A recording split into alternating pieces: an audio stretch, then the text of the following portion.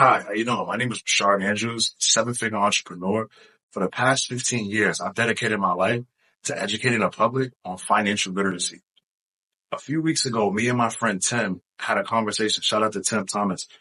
Had a conversation about a staggering statistic that's going on in the NBA right now. Are you aware that 75% of the NBA goes broke after 4 years of retirement? This, I feel like, is an egregious statistic. We're going to talk about it a little bit more. Let's play the statistic. Are you aware that approximately 70% of NBA players experience financial difficulties after 4 years of retirement due to inadequate financial planning, extravagant spending, and a lack of alternative income sources? NBA players are out of the league after 4 years. Factors contributing to this include injuries, poor performance, and team dynamics. Only 10% of players have a career spanning 10 plus years.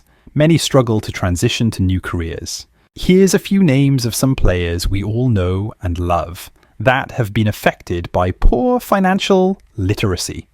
So guys, you heard it right. Poor financial literacy. And if you're not learning it at home and you're not learning it from your parents, then the question is, where are you learning it? You're not. Let's take Allen Iverson, for instance, one of the hottest players the NBA ever seen. Actually got his chains repossessed because he couldn't make the payments on them and then went bankrupt in 2010. This is one of my favorite players. Delonte West, another guy, played with LeBron James, was scorching hot on NBA 2K. I mean, you played with this guy, he was pretty much lights out. Ended up homeless due to poor financial game planning and drug addiction. I mean, guys, this guy played with LeBron James. Drug addiction? Wow. This is insane. Let's take Latrell Sprewell, another one. New York Knicks. This guy was scorching hot. Came to the Knicks and took the Knicks to the championship, if you guys forgot. Had the spinning rims. He actually went broke due to a bad divorce with his wife. His wife got sued him. And then had a yacht repossessed.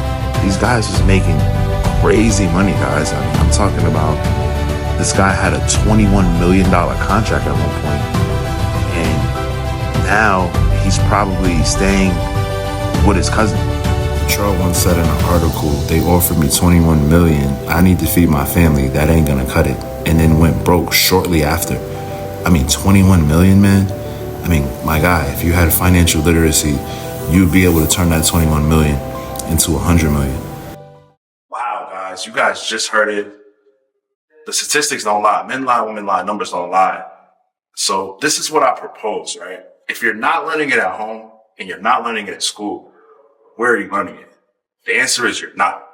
And my company, Next Level Investment Group, that's what we put out to do. That's what we train people on doing now. We train people in finances, credit, how to structure a business, how to get a business banking account. And we can do the same thing for the NBA. So with my brand new business proposal, to open up a brand new department for the NBA with my company, Next Level Investment Group. You guys could reach me at my email right down at the bottom. It should be on the screen. And we're going to get into the autobiography so you guys could understand a little bit more about me. Thank you for your time. From the highest paid NBA player, Jaylen Brown, has to say about this topic from his recent interview. Representing them is not working, and they can get mad as they want to get mad, but it's not. I'm looking at all of our players who are struggling from these things, and they don't care because they just get the rights to get the next player. Why we keep giving them the rights to get the next players if we're not seeing them benefit and they seeing how they did the last ones? But we only see, and they come to us and they dangle these things in front of our most talented, this is where we go, this is where they go to.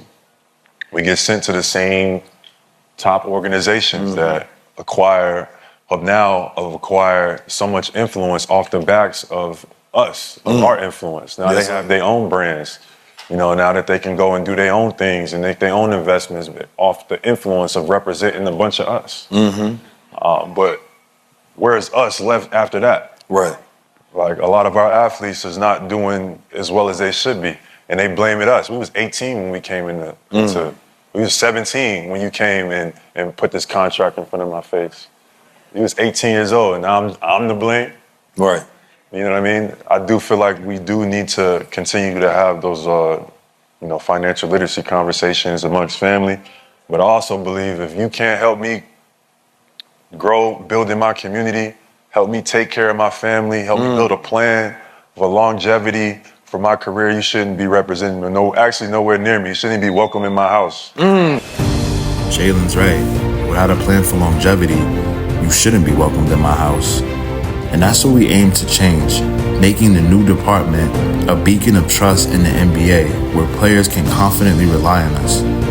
We're dedicated to raising awareness about the harsh realities that players face. Through education, we'll empower players with proper business structures and practices that yield results. I'm passionate about putting an end to players being taken advantage of by a system they bring excitement and attention to. Once having hoop dreams myself, I made it my mission to help others for the rest of my life. So let's join forces to ensure players' financial security lasts long after they leave the game. With the launch of this new department led by me, Rashard Andrews, as the new director of the MBA of the Financial Literacy Department. If you're watching this video, share it. Share it with all the top players you know, NBA executives, so that we can collectively put an end to this harsh reality for players.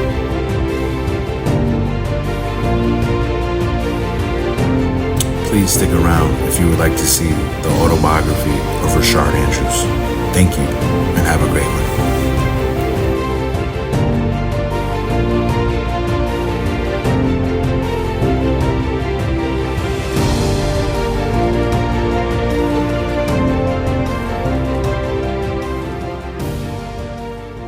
The Rockefeller Foundation created a board of education. You want to research this? The Rockefeller Board of Education. Why would an oil company be interested in having their own board of education? Because they decided that in order to control the society and remain the giants of capitalism, they had to control what children were taught in school. And so the Rockefeller Board of Education financed public school districts around America to make sure they did not teach financial literacy. They said if the children learn financial literacy, they would be able to rival us for power.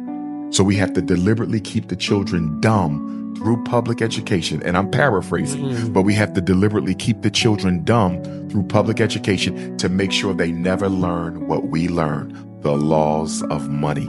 And that's why even in elite public high schools, Australia, America, UK, elsewhere, very seldom do they teach the laws of money and finance. That was deliberately kept out to protect the monopoly of the power holders.